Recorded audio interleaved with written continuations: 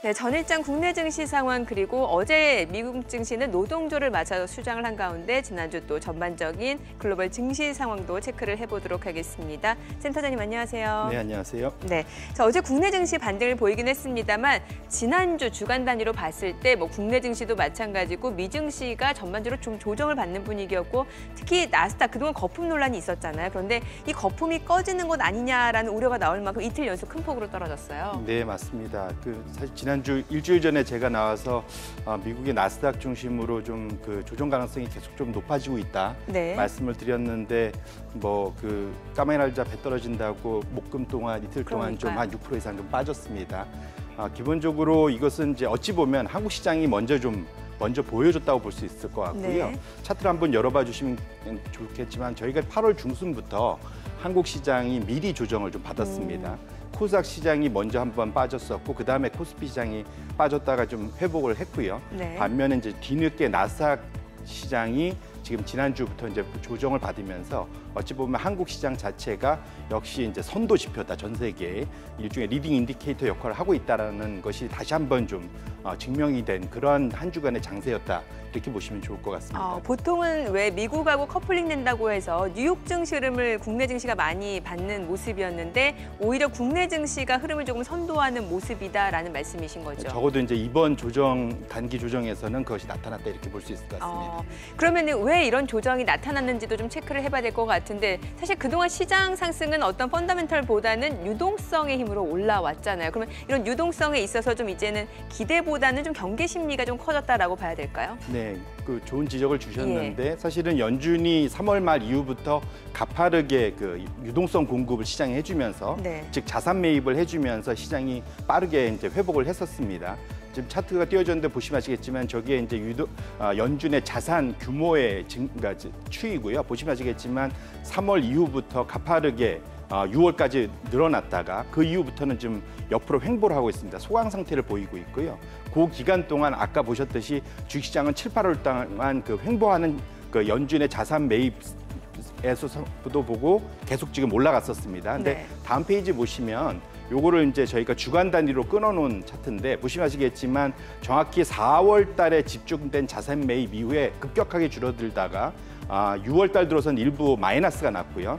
7, 8월 들어와서도 보시면 아시겠지만 사실은 저게 그 코로나 이전 수준입니다. 거의 사실은 변동이 없는 거죠. 그래서 사실상 연준에 의해서 시장이 회복되고 폭발적으로 나스닥 장세가 올라갔는데 거기에 대해서 일종의 연료 공급이 되지 않다 보니까 어느 순간쯤 투자자들이 자신감을 좀 잃어버린 거 아닌가 이렇게 해석을 할 수 있을 것 같습니다. 또 최근에 나온 이슈 중에 하나가 그 일부 기술주들로 이런 쏠림 현상이 강해지면서 많이 올랐잖아요, 나스닥이. 그런데 그 배경으로는 그 소프트뱅크 손정희 회장의 공격적인 투자가 있었기 때문이다. 콜옵션 투자가 있었기 때문에 나스닥이 이렇게 올라갔다라는 얘기가 있었거든요. 예, 주말 동안 나온 뉴스지요. 이제 사실은 이제 나스닥 고래라는 그런 표현으로 이제 기사들이 좀 많이 나오는데요. 이제 차트에 보시면 아시겠지만 소프트뱅크가 그 지난 이제 그 새롭게 보고된 자료에 의하면 약 우리나라 돈으로 1조 원, 그러니까 그 89억 불 정도를 개별 주식 콜옵션 투자를 했다라는 게 이제 시장에 알려졌고요.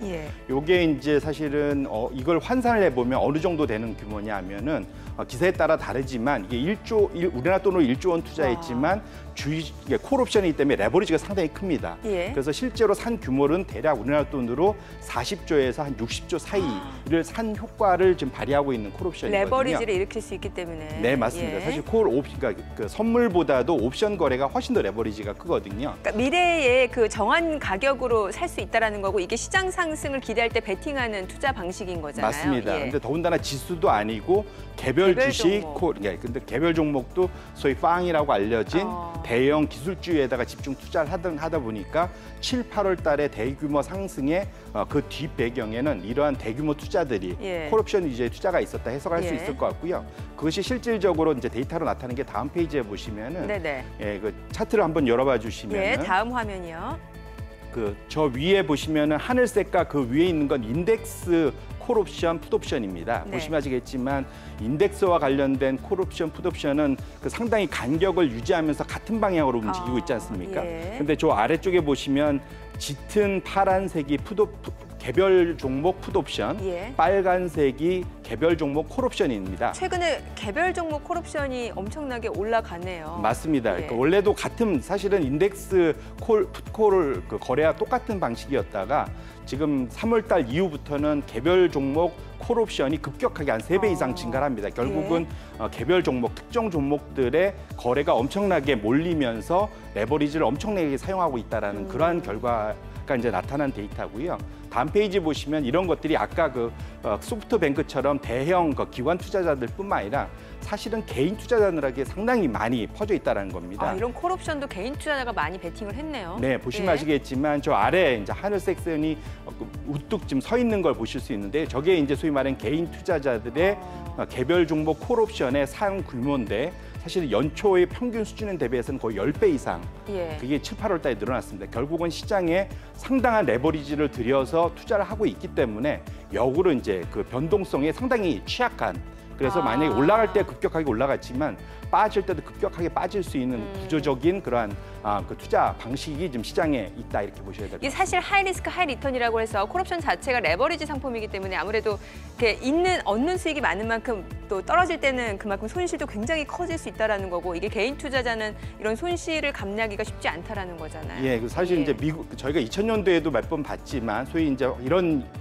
그 상당히 과열된 시장에서 보통 이런 개인 투자자들이 이런 콜풋 옵션을 거래하다가 너무 이제 급격한 변화에 의해서 진짜 그걸 감당하지 못하고 이제 사실은 이제 그 극단적인 선택을 하는 경우들도 있습니다. 이미 로빈후드 관련된 지금 미국의 개인 투자자들 상태에서 이제 일부 나타나기 시작했거든요. 네. 그런 측면에서 놓고 보면 이건 이제 시장의 과열 신호로 충분히 볼 수 있기 때문에 네. 좀 조심할 필요가 있다 이렇게 말씀드립니다. 네, 알겠습니다. 거품 논란이 있는 시장 분위기인 것 같습니다. 잠시 후 동시효과 상황 그리고 전략으로 다시 돌아오겠습니다.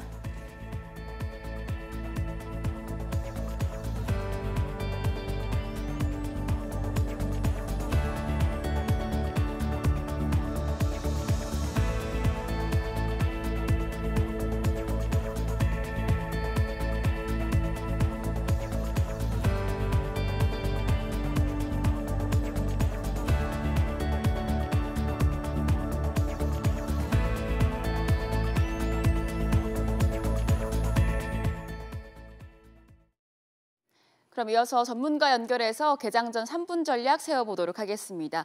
김권진 한국투자증권 차장 연결돼 있습니다. 안녕하세요. 네, 안녕하십니까.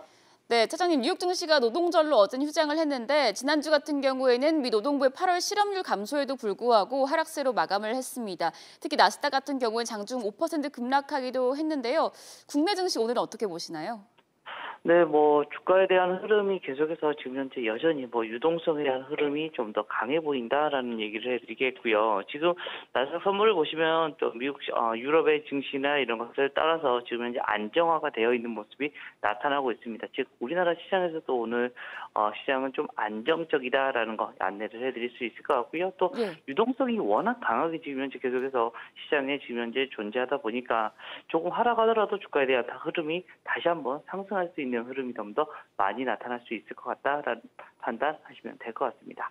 네, 차장님, 그렇다면 오늘 장에서 관심 가져볼 만한 업종은 어떤 게 있을까요?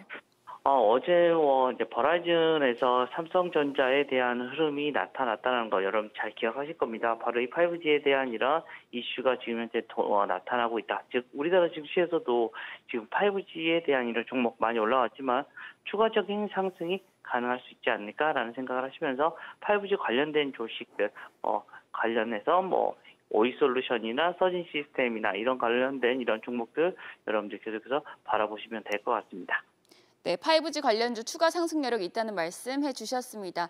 차장님, 그렇다면 마지막으로 오늘장 대응 전략까지 세워주시죠.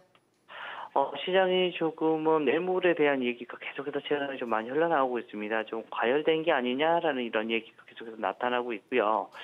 그래서 계속해서 여러분들이 생각하실 때 어느 정도에 대한 이런 추세가 계속해서 올라가고 있는 중에는 계속해서 우선 올라가자. 하지만 매물 소화 과정이 분명히 좀 있어야 될 이런 과정이기 때문에요.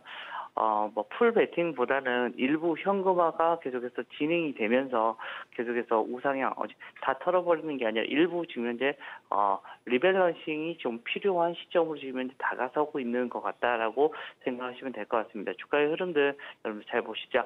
우선은 추세적으로 올라가고 있다는 것을 기본 전제로 주고 언제 꺾일지 모르니까 우선은 리밸런싱까지 생각을 해보면서 시장에 대응을 하자라는 얘기를 해드리도록 하겠습니다. 네, 알겠습니다. 말씀 잘 들었습니다. 김건진 차장이었습니다.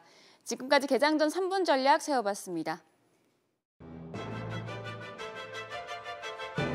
네, 지금 시각 8시 49분 향해 가고 있습니다. 자, 오늘 양시장 예상 체결지수부터 짚어보도록 하죠. 코스피가 0.4% 상승세를 이어갈 걸로 보입니다. 2,395선 출발 예상되고 있고요. 코스닥도 0.7% 오름세 예상되면서 예상 체결지수 885.62포인트로 집계되고 있습니다.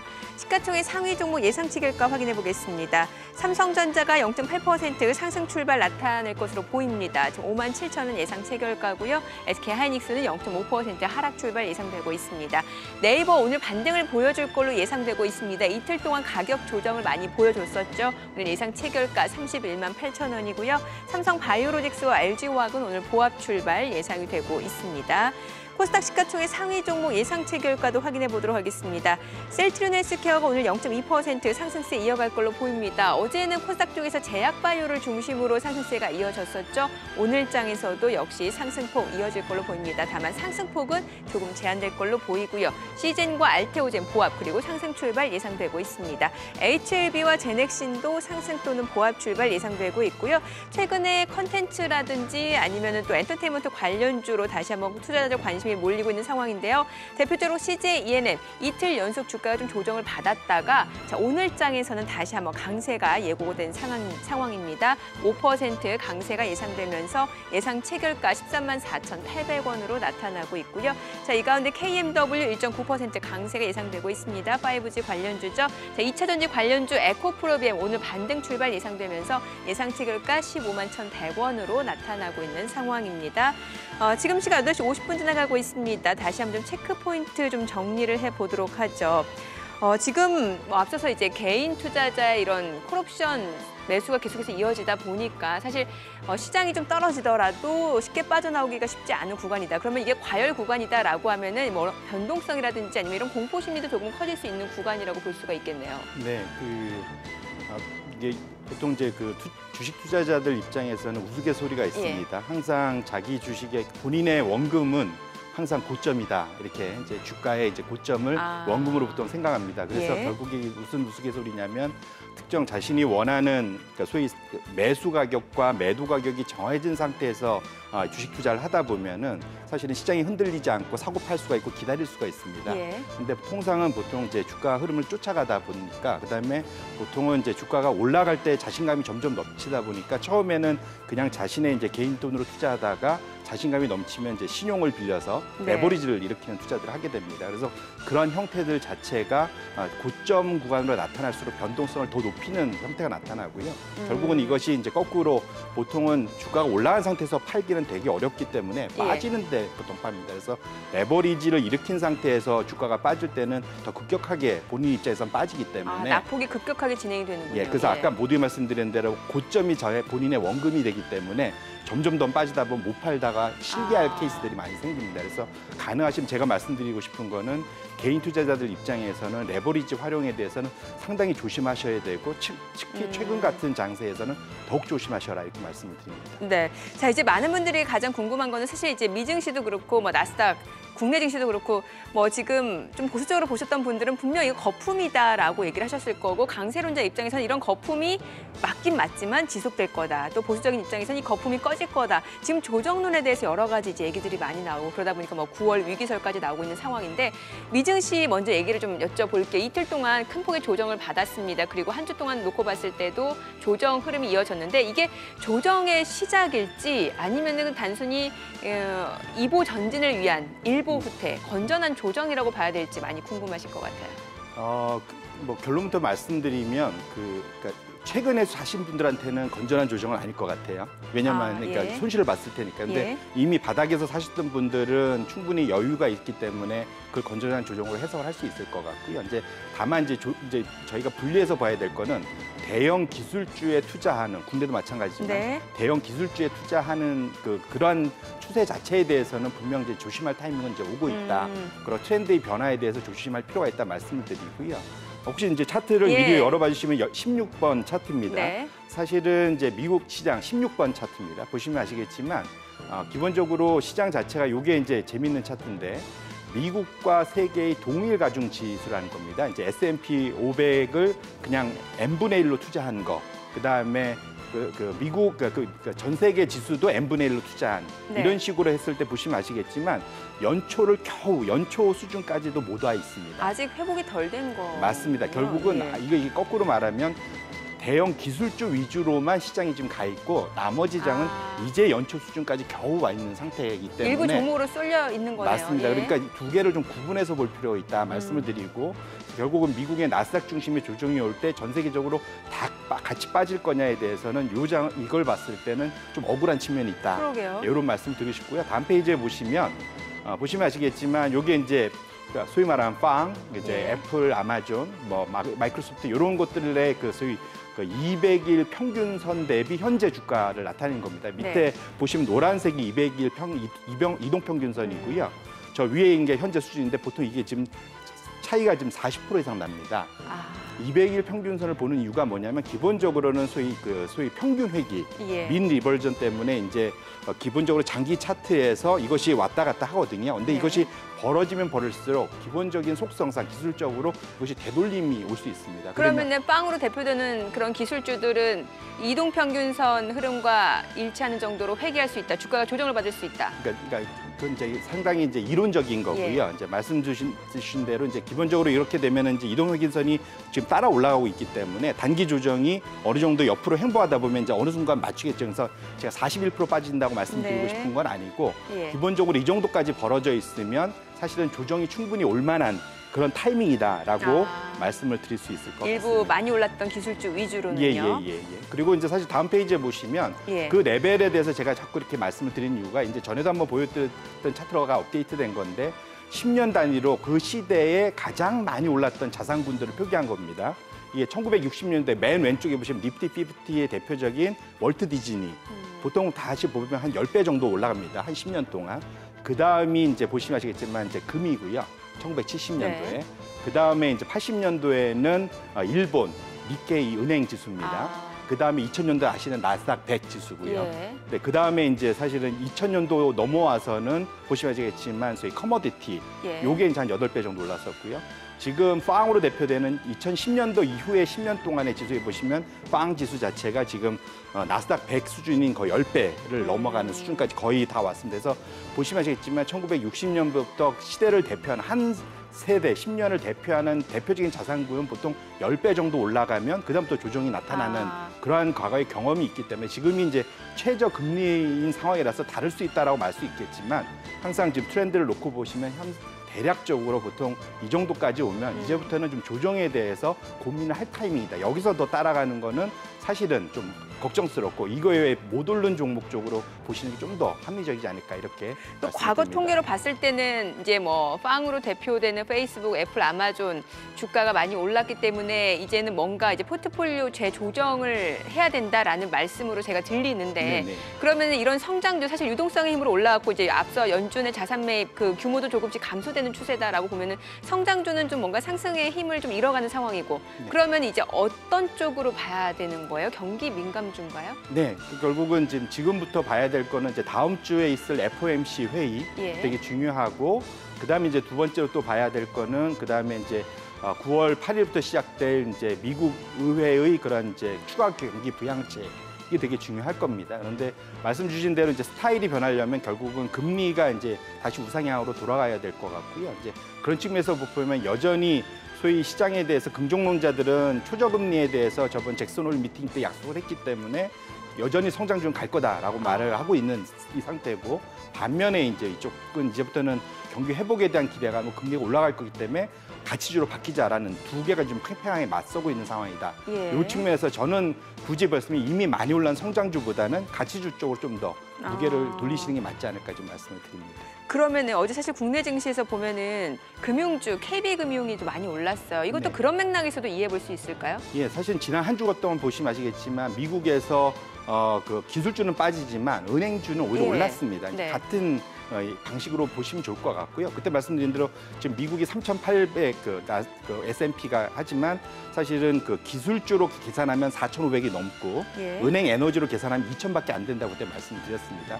결국은 이렇게까지 소위 말하는 이걸 이제 그러니까 바잉 딥이라고 해갖고 엄청난 저가 매수의 기회가 와 있다라고 볼 수가 있거든요. 그래서 말씀드린 대로 소위 말하는 이제 길목 지키기 차원에서 지금부터는 무게중심을 서서히 성장주에서 가치주로, 그러면 가치주의 대표적인 게 사실 은행주이기 예. 때문에 그래서 이제 사실 흐름들이 조금씩 바뀌고 있다 이렇게 말씀을 드릴 수 있습니다. 실제로 그 펀드 매니저를 상대로 설문조사한 결과가 있다고 하잖아요. 네네. 이 내용도 좀 설명을 해주시면 좋을 것 같아요. 예, 그 차트를 한번 열어봐 주시면 아까 말씀드린 대로 사실 펀드 매니저들이 현재 장세에 대해서 어떻게 이제 지금 예측을 하고 있느냐인데요. 이제 좌측에 있는 세 가지가 이제 3개월 동안 흐름입니다. 뭐냐면 펀더멘탈리 지금 리스크 에셋, 위험 자산이 지금 비싸냐 싸냐에 대해서 평가를 하는 건데 지금 전 세계 글로벌 자산 매니저의 800명 대상으로 한 설문입니다. 보시면 아시겠지만 80%가 지금 비싸다. 예. 특히 이제 위험 자산의 대표적인 게 이제 빵이겠지요.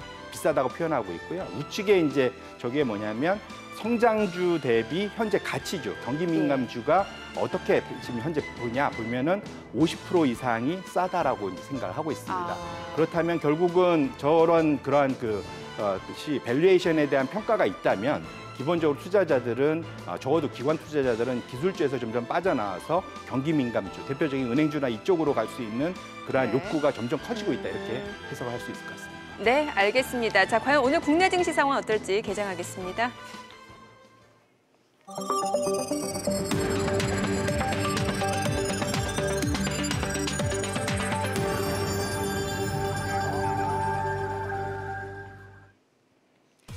네, 9월 8일 화요일 개장이 됐습니다. 간밤 뉴욕 증시 노동절을 맞아서 휴장한 가운데 최근 국내 증시를 비롯해서 글로벌 증시가 약간의 조정을 받고 있는 상황입니다. 특히 그동안 거품 논란이 많았던 나스닥이 지난 주말 이틀 연속 하락세를 나타내면서 기술주, 특히 대형 기술주들 이제 조정이 시작된 거 아니냐라는 우려가 나오고 있습니다. 여기에다가 미국에서는 실업률 지표가 굉장히 좋았습니다. 고용 지표가 예상 밖으로 좋아지면서 미 연준에서 실시하는 통화 정책, 이러한 양적 완화 규모가 조금은 감소될 수도 있다라는 우려가 나오고 있는 상황입니다. 덧붙여서 국내 증시에서는 최근에 또 K 뉴딜 지수가 발표가 되면서 이런 종목들로 다시 한번 매기가 쏠리고 있는 상황이고요. 또 개인 투자자의 순매수 기전은 이어지고는 있습니다만 두 메이저 수급 주체입니다. 외국인과 기관이 여전히 매도 행보를 나타내면서 시장 상단을 제한하고 있는 분위기입니다. 이런 가운데 9월 위기설까지 솔솔 나오고 있는 상황이죠. 과연 또 국내 증시 오늘장에서는 어떤 흐름을 나타낼지 출발 지수부터 확인을 해보도록 하겠습니다. 자, 코스피입니다. 오늘 0.7% 상승 출발 나타내고 있습니다. 2,400선이 회복이 됐습니다. 2,402.66포인트고요. 코스닥도 0.6% 상승으로 884.52포인트입니다. 시가총액 상위 종목 시초가 확인해 보도록 하겠습니다. 오늘 대형주들 강세를 보여주고 있습니다. 삼성전자가 2% 가까이 상승세를 나타내면서 이틀 연속 강세 흐름을 이어가고 있습니다. 57,500원이고요. SK하이닉스도 0.3% 올라갑니다. 네이버, 삼성바이오로직스도 오름세고요. LG화학도 0.4% 상승을 나타내면서 72만 3천원에 거래가 되고 있습니다. 어제 그동안 많이 올랐던 종목들 위주로 차익 실현 물량들이 나오면서 조정을 받았던 종목들, 이른바 플랫폼 관련주라든지 2차전지 관련주들 오늘장 다시 한번 매수세가 유입되면서 반등을 보여주고 있는 상황입니다. 자, 롯데케미칼이 어제 급등세를 나타냈었습니다. 12% 급등세를 보였었는데요. 오늘장에서는 차익 실현 물량들이 나오면서 0.7% 내림세입니다. 20만 3,500원에 거래가 되고 있는 모습이고요. 자, 그리고 오늘 지금 기계주라든지 조선주 흐름이 좋습니다. 지금 보시게 되면은 조선주, 한국조선해양, 삼성중공업, 대우조선해양이 각각 1%, 3% 강세를 보여주고 있고요. 자, 지금 보시다시피 기계 섹터가 또 2% 오름세를 나타내고 있습니다. 두산중공업이 오늘 5% 강세를 보여주면서 기계 섹터의 상승을 이끌고 있다라고 보시면 될 것 같습니다. 두산그룹과 관련해서는 일단 구조조정이 지금 마무리 작업이다라는 소식이 전해지고 있고요.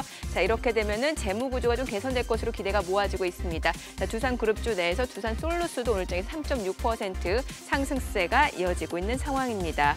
자, 오늘 전반적으로 경기 민감주로 다시 한번 매기가 쏠리고 있는 이런 순환매 장세가 이어지고 있다라고 보시면 될 것 같습니다. 코스닥 시가총액 상위 종목 시초가도 확인해 보겠습니다. 셀트리온 헬스케어가 1% 하락세를 나타내고 있습니다. 지금 하루 만에 다시 한번 반락흐름이 이어지고 있는 모습이고요. 시젠, 보합, 그리고 알테오젠은 상승세입니다. HLB와 제넥신 각각 2%에서 또 0.2% 오름세를 나타내고 있는 모습이고요. CJ ENM과 펄어비스 좀 보도록 하죠. CJ ENM 앞서 호가 상황에서는 강세가 예상이 됐었죠. 오늘 사흘 만에 반등을 보여주고는 있습니다만 반등폭 1.7%에 그치고 있습니다. 13만 500원에 거래가 되고 있는 모습이고요. 펄어비스도 1.5% 상승세에 이어지고 있습니다. 지금 시각 9시 3분 지나가고 있습니다. 수급 상황도 확인을 해보도록 하죠. 오늘 유가증권 시장에서 개인 투자자의 매수 행보는 이어지고 있습니다. 272억 원 순매수고요. 외국인과 기관은 여전히 지금 순매도 행진을 이어가고 있는 상황입니다. 업종별 수급을 보도록 하겠습니다. 업종별로 봤을 때 외국인은 화학 섹터에서 집중적으로 물량을 내놓고 있습니다. 차익 실현 물량으로 보시면 될 것 같고요. 기관은 운수 장비 섹터에서 순매수를 보여주고 있고요. 그 밖에 화학, 의약품 섹터에서는 기관 순매도로 대응을 하고 있습니다. 코스닥 수급도 확인해 보겠습니다. 코스닥에서는 개인 투자자 그리고 기관 투자자의 순매수세가 이어지고 있습니다. 개인은 234억 원 매수 우위고요. 기관 소폭입니다만 매수 우위를 나타내고 있습니다. 이 가운데 외국인 투자자는 코스닥에서도 물량을 내놓고 있는 모습이죠. 지금 시각 9시 4분 지나가고 있습니다. 자, 환율도 체크를 해보도록 하겠습니다. 오늘 외환시장 개장 상황입니다. 달러원 환율은 1원 30전 내린 1,187원에 개장이 됐습니다. 자, 환율 좀 여쭤볼게요. 그 당시 이제 센터장님이 말씀 주시기로는 중장기적으로는 달러 약세 기조가 이어질 거고 단기적으로는 반등을 보일 수 있다는 말씀을 주셨는데 지금 최근 환율 보면 굉장히 답답한 구간 횡보 장세가 이어지고 있잖아요. 앞으로 흐름 어떻게 보시나요?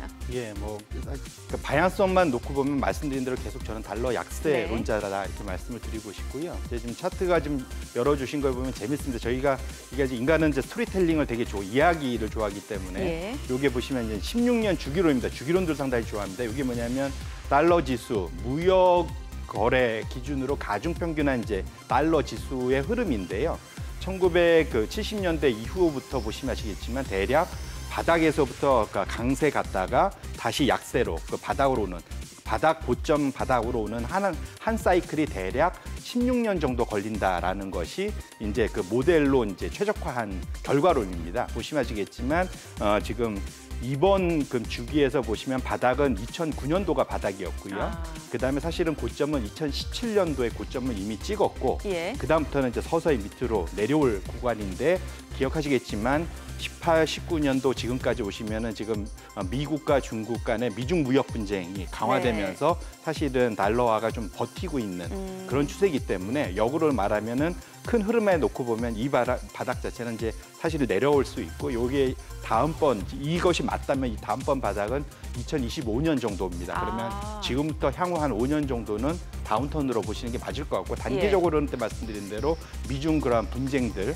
그다음에 시장의 변동성 이런 것들 때문에 단기적으로는 이제 강세가 일부 보일 수 있지만 큰 흐름은 계속 약세로 보시는 게 맞을 것 같습니다. 예, 이 달러 약세가 주는 신호가 있을 것 같아요. 뭔가 사실 기축통화기 때문에 전 세계 경제 성장에도 많은 영향을 주는 부분이잖아요. 네, 맞습니다. 차트를 한번 열어봐 주시면은 좋은 지적이신데 이게 이제 달러의 YOY 그다음에 전 세계, 그러니까 미국을 제외한 전 세계 GDP 증가율을 보여주고 있습니다. 그러니까 보시면 아시겠지만 하늘색이 달러고요. 그다음에 지금 짙은 그 파란색이 전 세계 GDP 증가율인데 보시면 아시겠지만 같은 방향으로 이제 움직이는 걸 볼 수 있습니다. 역으로 말하면 달러가 약세로 갈 때 위로 가면 이제 약세입니다. 달러가 약세로 갈 때 전 세계 성장률은 좋아집니다. 근데 그럼 달러 약세가 전 세계 성장률에 영향을 미치냐? 그건 아니고요. 거꾸로 해석하시면 좋을 것 같습니다. 결국은 미국 경기가 약화되고 나머지 전 세계 경기가 좋아지면 상대적으로 그것 때문에 사실 달러의 그런 가치 자체가 약화되는 모습으로 해석하실 수 있을 것 같아요. 그래서 지금 구간 자체는 상당히 주기적으로 움직였기 때문에 지금부터는 이제 미국의 그런 강세가 약화되면서 이제 다른 나라, 특히 중국이나 남미나 이런 데를 위한 EM 시장, 신흥국이 다시 좋아지는 모습들로 나타날 가능성이 높다 이렇게 보셔야 될 것 같아요. 그 신흥국에 우리나라도 포함이 되는 거죠? 네, 물론 네, 같이 포함되어 있습니다. 예. 자, 그러면은 금 얘기를 해볼게요. 사실 굉장히 더웠던 여름만 하더라도 금 가격 아니면 금 투자 굉장히 핫했어요. 뭐 2,000달러 넘어서 3,000달러 간다 얘기가 있었는데 2,000달러 잠깐 넘더니 다시 한번 좀 주춤하고 지금 계속해서 횡보 구간이 이어지고 있는데 금 투자는 여전히 유효한지도 궁금하거든요. 결론부터 말씀드리면 저는 일정 수준의, 그러니까 너무 과도하지 않으면 일정 수준 보험으로 들고 가셔도 저는 좋다라고 말씀을 드리는데요. 예. 그것의 일종의 이제 근거가 되는 차트입니다. 이게 이제 핀코라고 이제 전 세계의 가장 큰 채권 운용사 중에 한 군데에서 나온 이제 그 차트인데 보시면 아시겠지만 이게 짙은색 파란색 자체가 현재의 금 가격이고요. 보시면 아시겠지만 이제 2,000불 가까이 갔다가 1,900한 60불대에서 이제 움직이고 있죠. 예. 온스당. 근데 요거를 소위 이제 실질 금 가격을 계산해 보자. 그러니까 물가 수준으로 다시 이제 소위 나눠서 이제 그게 이제 소위 말하는 카키색이라고 하나요? 예. 옅은 갈색으로 나타낸 것을 보시면 아시겠지만 2012년도 이후에 보시면 1,500불대에서 횡보를 하고 있습니다. 결국은 시장 자체가 지금 물가 수준으로 감안했을 때 금 가격은 전혀 오른 게 없다라고 보시면 좋을 것 같고요. 예. 역으로 보면 실제로 금은 자체는 지금 시장이 2,000불 절대 명목 가격이 높아서 비싸다고 하기보다는 지금 자체로서는 아직은 좀 충분히 매력이 있는 상태다라고 보셔야 될 것 같습니다. 네.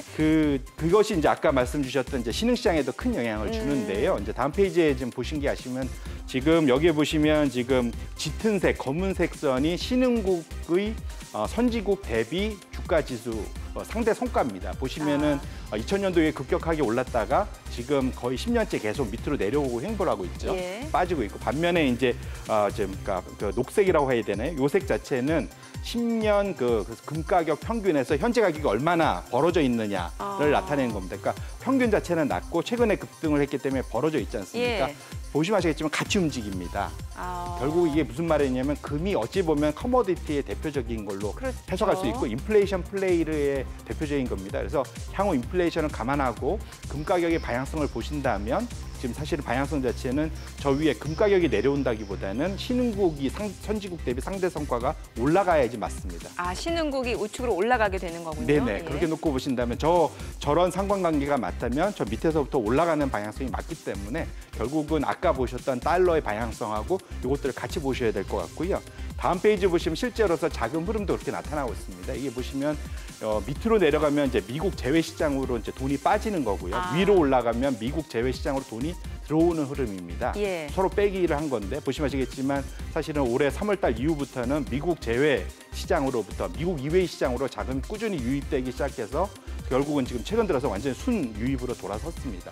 결국은 이런 전체적인 흐름 자체가 미국 나홀로 장세에서 빠져나오고 있는 큰 흐름이 유효하다 이렇게 보셔야 될 것 같습니다. 네, 유가도 오랜만에 좀 체크를 해볼게요. 유가도 40달러 선에서 주춤하고 있어요. 아무래도 이제 수요가 좀 회복이 돼야 될 텐데 뭐 아직까지 코로나19가 종식되지 않았기 때문에 수요 회복을 기대하기도 쉽지 않아 보이고요. 네, 좀 아이러니하게도 유가가 대표적인 커머디티인데 에너지 상품이고 그런데 예. 지난 목금 어제까지 해갖고 사실은 그 대형 기술주 같이 빠졌습니다. 예. 한 4, 5% 가까이 빠졌는데 보시면 아시겠지만 WTI는 40불이 깨져서 39불대까지 와 있고요. 그다음에 브렌트는 45불대에서 있다가 지금 42불 밑으로 좀 내려오고 있습니다. 이렇게 지금 이렇게 빠지고 있는데 이제 가장 네. 큰 이유가 보면 결국은 아무리 공급을 줄여도 수요가 살아나야 되는데 이제 수요를 체크해 보면 별로 이제 지금 아직까지는 좋은 신호가 안 보인다라는 거죠. 다음 페이지 보시면 아시겠지만 지금 대표적인 게 미국이 이제 석유 수요입니다. 보시면 저 위에 그 파란색 선이 평균 예년 수준의 그러한 작년도 한 해의 그러한 그 미국의 수요고요. 지금 예. 보시면 아시겠지만 검은색 선이 지금 현재 수요입니다. 보시면 아시겠지만 급격하게 빠졌다가 한 지금 85% 정도 수준에서 옆으로 지금 횡보하고 있는 결국은 적어도 15% 이상 추가적인 회복이 있어야 정상 수준으로 가는데 그렇지 못하고 있다라는 측면에서 수요 회복이 좀 어렵고 있고요. 다음 페이지에 보시면은 사실은 예. 대표적으로 전혀 석유가 나지 않는 우리나라와 같이 석유가 나지 않는 대표적인 대형 그 경제 대국이 인도입니다. 근데 인도를 보시면 아시겠지만 지금 전반적으로 마이너스 7, 8월 달 예년보다 YY로 7, 8월 빠져서 평균적으로는 지금 마이너스 20% 정도의 그런 그 수요 감소가 유지가 됐습니다. 네. 더군다나 인도 자체가 코로나로 지금 안타깝게도 지금 미국에 이어 브라질을 제치고 2위, 세계 2위로 지금 420만 이상의 그 코로나 확진자가 나오고 있거든요. 맞아요. 엄청나게 그 우상향을 하고 있습니다. 그래서 이런 것들이 인도의 그런 경제 회복에 걸림돌이 되면서 순수입국인 인도조차도 지금 마이너스 20%에 멈춰 있다는 것이 상당히 좀 안타까운 거고요. 이제 다음 페이지에 보시면 중국입니다. 유일하게 YOY로 10% 이상의 그 석유 수요 소비가 늘고 있는 데가 중국입니다. 중국은 경기 회복이 지금 가시화되고 있나 보네요. 네, 맞습니다. 예. 저희가 계속 보지만 제조업이 돌아서고 있고 그 소비도 돌아서고 있고 이런 것 때문에 이제 돌아섰는데 재미있는 건 중국이 상당히 좋은 플레이를 했습니다. 기억하시겠지만 저희가 4월, 5월 달에 사실 유가 선물이 마이너스 가격까지도 가면서 20% 밑으로 빠졌었지 않습니까? 그때 중국이 대규모로 소위 원유 구매를 했습니다. 예. 보시면 알겠지만 급격하게 3월 이후에 4월, 5월 달에 위로 올라가 있지 않습니까? 네. 많이 구입을 한 다음에 이것을 저장해 놓고 5, 6, 7월, 8월로 오면서 수입 자체를 많이 줄이고 있습니다. 결국은 석유 수요 자체는 상대적으로 중국은 나쁘지 않은데 미리 사놓은 것들이 많기 때문에 추가로 네. 더 살 룸이 없는 거죠. 그래서 결론적으로는 수요 자체가 약세이기 때문에 유가는 지금 계속 말씀드렸는데 40불 전후에서 계속 횡보할 수밖에 없는 구조다 이렇게 말씀을 드리겠습니다. 자, 유가까지 이제 체크를 해봤고 이제 앞서서 이제 시청자분들이 가장 궁금해할 만한 이제 성장주냐 경기 민감주냐 그 얘기를 저희가 했었어요. 그런데 많은 펀드 매니저들이 이제 경기 민감주가 굉장히 싸다, 가치주가 싸다. 이러면은 포트폴리오를 구성할 때 경기 민감주를 담을 가능성이 굉장히 높아진다라는 얘기잖아요. 네네네. 예.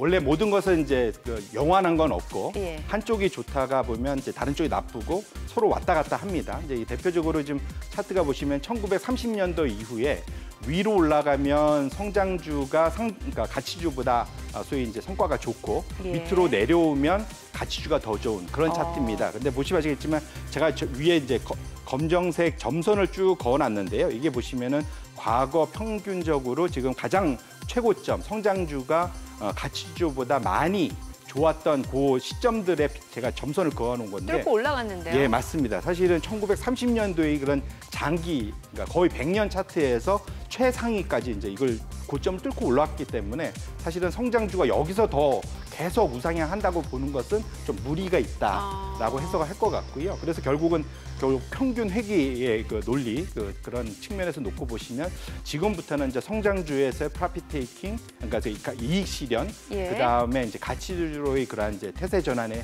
서서히 움직일 필요가 있다 말씀을 드리고요. 그런 것들이 실제로 이제 자금 흐름에서 좀 나타나고 네. 있습니다.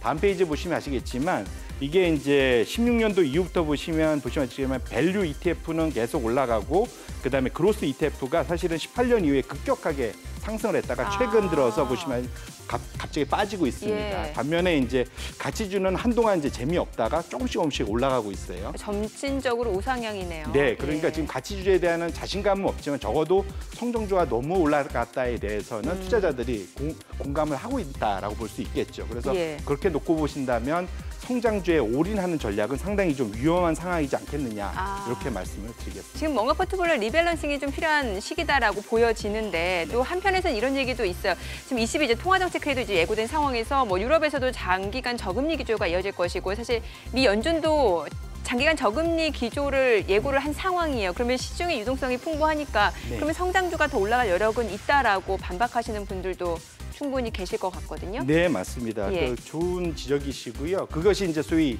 양쪽에서 지금 대립하고 있는 여전히 성장주를 더 선호하는 그 논리입니다. 결국은 잭슨홀 미팅에서 사실상 앞으로 장기간 저금리를 용인하겠다라는 그런 말씀을 결국은 이제 파월 의장이 얘기를 했거든요. 근데 사실은 재미있는 것은 그런데 양적 완화, 보통 통상적으로 생각하면 돈을 많이 풀면 금리가 떨어질 거다라고 보통 생각들을 많이 합니다. 그렇죠. 근데 재미있는 거는 사실은 과거의 경험은 전혀 그렇지 않았다라는 거. 시장이 오해를 하고 있다는 겁니다. 그래요? 지금 보시면 차트를 보시면 아시겠지만 저 하늘색 영역 자체가 미국과 유럽의 중앙은행이 양적 완화를 했던 시기입니다.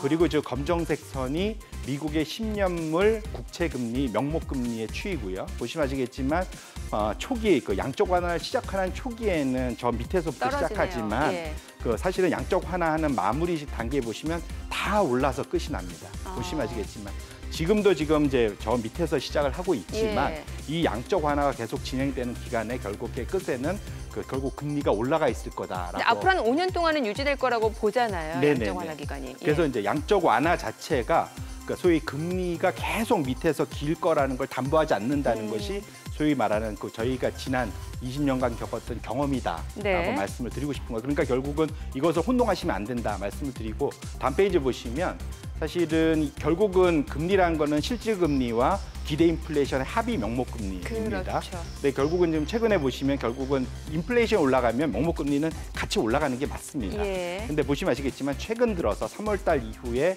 기대 인플레이션은 가파르게 올라가고 있는데 명목 금리는 옆으로 기고 있습니다. 일종의 YCC를 염두에 둔 거죠. 결국은 예. 금리 상한선, 수익률 곡선 통제에 대해서 시장이 미리 마치 그것이 일어나는 것처럼 행동을 하고 있는데 결국은 방향성 자체는 위에 기대 인플레이션이 떨어진다기보다는 밑에 있는 명목 금리가 따라 올라가면서 맞춰질 확률이 현재 상황에서 훨씬 더 높기 때문에 그러니까 실제 금리 자체가 올라가게 된다라는 거네요. 맞습니다. 예. 결국은 그게 안 되면 더 심각한 것이 그러면 돈을 풀었는데도 경기 회복이 안 된다는 얘기거든요. 예.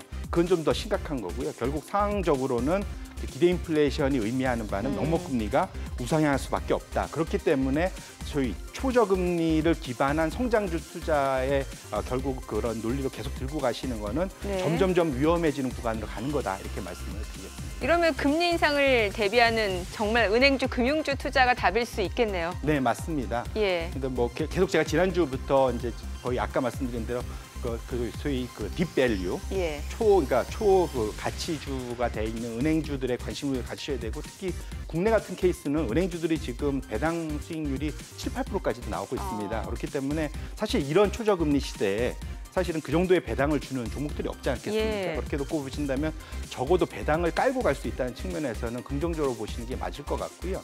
여기에 뭐 하나 더 추가를 하자면 장기적으로는 지금은 지금 코로나 전국이기 때문에 다들 지금 신경을 못 쓰고 있지만 결국 각국 정부가 경기 부양책으로 내놓을 거는 돈을 일반 개인한테도 줘야겠지만 경기 부양이 대표적인 거는 인프라 그렇죠. 투자입니다. 예, 예. 그래서 아까 이제 기계 그런 종목들, 업종들이 이제 올라가는 이유도 예. 그렇게 보셔야 될 것 같거든요. 그래서 전통적인 인프라는 이제 다리 놓고 공항 건설하고 그 항만 만들고 이런 게 이제 그런 게 기존 뉴딜이었죠. 예. 이런 것도 일부 해야 될 거고요. 예. 왜냐하면 미국 같은 경우 대표적으로 이제 도로나 이런 데 투자를 너무 오래 안 했기 때문에 해야 됩니다. 상대적으로 일본 같은 데는 너무 해서 이제 걱정인 예. 거고요. 거꾸로. 하지만 이제 전 세계적으로는 크게 두 축이면 기존 인프라 투자가 하나 있을 거고 유럽 같은 케이스도 예. 마찬가지고 그다음에 사실은 향후의 성장을 위해서는 그린 뉴딜이라고 불리는 이제 기후 변화에 대응한 친환경. 인프라 투자. 요거는 이제 메가 트렌드가 장기적으로 예. 갈 수 있기 때문에 그런 측면에서는 그런 관련된 인프라 투자에 대해서는 집중적으로 좀 보실 필요가 있겠다. 신재생 에너지 말씀하시는 거죠? 맞습니다. 신재생 에너지. 전기차도 단계 너무 급등해서 그렇긴 하지만 큰 흐름에서는 기후 변화에 대응한 전략들은 계속 유효하다 이렇게 말씀드리겠습니다. 네. 자, 그리고 눈여겨볼 지표가 하나 있는 게 미국에서 고용 지표가 좋았어요. 실업률이 10% 아래로 떨어졌어요. 8.4%. 이렇게 되면은 이제 역으로 그럼 미국에서 푸는 재정 정책 규모가 줄어드는 거 아니냐라는 우려도 나올 수 있을 것 같아요. 예, 충분히 예. 좋은 이제 걱정이고 지적이고요. 사실 제가 6월 말 7월 초부터 계속 이제 추가 부양책이 미국에서 상당히 늦어질 수 있다. 이것이 시장에 충격을 줄 수 있다 말씀을 드렸는데 예. 실제로 지금 많이 늦어졌습니다. 그리고 이제 다음 달에 그러니까 다음 주 9월 8일부터 미국 의회가 다시 이제 열려서 이것을 논의를 하는데 사실은 아까 언급해 주셨던 지금 지난 주말 동안 나왔던 미국 실업률 자체가 떨어진 것이 오히려 추가 부양책 합의에 엄청난 걸림돌로 작용할 수밖에 없는 거다. 왜냐하면 세상을 보는 시각 자체가 상당히 소위 공화당과 민주당이 갈라질 수밖에 없는 그러한 전형적으로 좀 안 좋은 어찌 보면 신호가 나온 거거든요. 왜냐하면 지금 공화당은 최대한 추가 부양책의 규모를 줄이고자 합니다. 예. 보통 1조 달러 얘기를 하고 있었고요. 그다음에 그 민주당 자체는 원래 5월 달부터 3.5조 달러 얘기하다가 좀 줄어서 이제 2조 달러 정도 수준이 있고 여기 두 측에서 이제 개별 주한테 요구하는 게 공화당은 3천억 불 정도 도와주겠다. 적어도 민주당은 1.2조 달러는 줘야 된다. 이거 엄청난 괴리죠. 그렇죠. 서너 배 이상 차이가 납니다. 결국은 이제 시각의 차이가 존재하는데 여기에 이제 공화당의 이 추가 부양책을 줄여야 된다는 대표적인 근거가 지금 실업률이 됩니다. 예. 실업률이 좋아지니까 이미 시장이 좋아지는 거 아니야? 경기가 좋아지는 거 아니야? 그러니까 굳이 더 이상 돈 넣을 필요가 있어? 그렇죠. 이렇게 이제 해석이 되는 거고요. 결국은 지금 주말 동안 나오는 거는 공화당이 기존 아닌 1조 달러를 5천억 불로 더 줄이겠다. 이런 이제 얘기가 나오고요. 예. 반면에 이제 지금 연구 실업자는 계속 더 늘고 있습니다. 이게 민주당의 주장이군요. 맞습니다. 이게 사실은 저는 이게 좀 더 공감이 되는데 연구 실업자라는 게 뭐냐면 이제 영원히 이제 더 이상 그러니까 직업을 갖지 못할 수가 있다는 건데 이게 소기업들이 지금 부도가 엄청 나오고 있습니다, 미국에서. 예. 결국 이것이 8월 달에 급격하게 지금 연구 실업자가 늘어나고 있고요. 이것이 올라가는 건 경기 회복 자체가 상당히 미뤄질 수밖에 없는 그렇죠. 그런 상황이 간다라는 거고 그렇기 때문에 민주당은 오히려 더 많이 경기 부양을 해야 된다고 싸울 수 있기 때문에 양쪽이 부딪히다 보면은 다음 주부터의 그러한 경기 부양책이 상당히 난항을 겪을 수밖에 없기 때문에 시장의 위험 요인이 된다 이렇게 말씀을 드리겠습니다. 네, 알겠습니다. 지금 시장에서 체크해야 될 포인트 그리고 전략까지 얘기 들어봤습니다. 센터장님 오늘 말씀 고맙습니다. 네, 고맙습니다. 네, 지금 시각 9시 23분 지나가고 있습니다. 자, 외국인 어제장에서 또 어떤 종목들을 순매수했는지 외국인 순매수 상위 종목 현재 주가 상황 살펴보도록 하겠습니다. 어제 많이 올랐던 롯데케미칼입니다. 미국 허리케인 여파로 관련 생산차들 빚었다는 소식에 반사이익이 기대되면서 어제 많이 올랐는데 오늘은 차익 실현 물량 나오고 있습니다. 2% 조정이고요. LG디스플레이 보합입니다. KB금융 오늘 올라갑니다. DB하이텍이 3% 강세고요. 두산퓨얼셀은 2% 약세 흐름 이어지고 있습니다. 자, OCI 삼성중공업 신풍제약도 역시 외국인 순매수 상위 종목이고요. 오늘 신재생 에너지 관련주 주가 흐름 좋죠. OCI가 4% 강세입니다. 이 가운데 삼성중공업도 상승세고요. 신풍제약은 1% 약세입니다. 이마트 보합이고요. 대한유와 2% 강세 흐름 이어지고 있습니다. 자, 기관 순매수 상위 종목 현재 주가 상황도 살펴보도록 하겠습니다. 두산중공업입니다. 구조조정 막바지 단계 이르면서 다시 한번 재무구조 개선 기대감이 반영이 되고 있고요. 오늘 2% 상승으로 16,450원입니다. 두산퓨얼셀 외국인 기관 동반 러브콜을 받고 있고요. 삼성전기 상승세, 롯데케미칼 역시 외국인 기관 동반 러브콜 받고 있는 종목입니다. DB하이텍 역시 마찬가지네요. 자, 그리고 포스코, 두산, 금호석유도 기관 순매수 상위 종목입니다. 포스코가 오늘 보합이고요. 두산과 금호석유는 약세 흐름 이어지고 있습니다. 롯데정밀화학이 3% 강세네요. 대림산업 1% 하락세입니다. 지금 시각 9시 24분 지나가고 있습니다. 시장 전체적인 흐름 다시 한번 좀 확인을 해보도록 하죠. 코스피입니다. 지금 상승세 계속해서 이어지고 있는 상황입니다. 2,394선, 시초가보다는 상승폭이 조금 빠지고 있는 모습이고요. 코스닥 0.5% 오름세로 883.33포인트입니다. 오늘 9월 8일 화요일 개장 상황 전해드렸습니다.